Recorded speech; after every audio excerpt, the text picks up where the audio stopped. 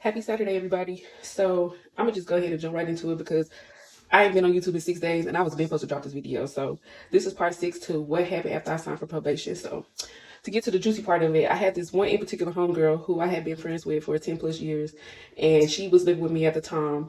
And so during that time, the only support I had was my dad, my mom, and my maternal grandmother, which is my mom's mom. Those were the only people I could just really depend on to get me out of jail and buy me out. So, with that being said, I depended on them. And with her living with me, you would expect that she would like put towards the money to help me get out because I got 3 kids that's waiting on me to come home and take care of them. So, long story short, instead of her going through my phone, calling on my little yeahs to see if they could put money towards getting me up, so that way the money that I got from my parents I could have used to get on my feet, start making some shake, make something happen. She was supposed to be reaching out to them to give me some help, and she texting them, telling them like, "Oh yeah, free messing with this dude, free talking to this dude," and sending them the messages I was sending them, and then she would tell the next dude like, "Oh yeah, she messing with this dude," and then vice versa.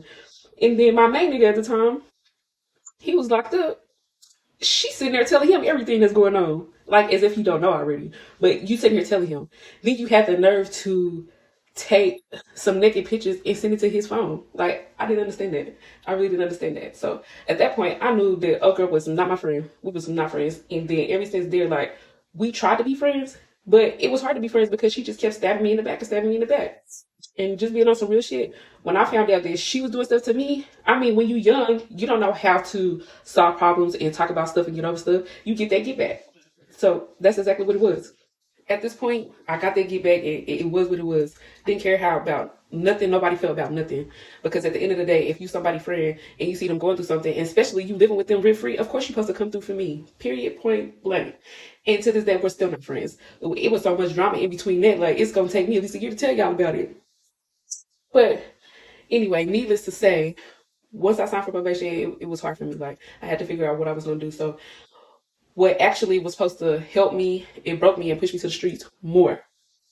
So once I got pushed into the streets more, I'm gonna jump into video 7 on how I got my misdemeanor charge, because I had linked up with one of my homegirls named DK, and she was on probation in 2 different cities. No, I take that back. She was in probation in 3 different cities, 3 different counties. And so she had me pull up to this room. So I'm gonna just get into that in the next video. So y'all stay tuned in, like, comment, subscribe, and have a good day.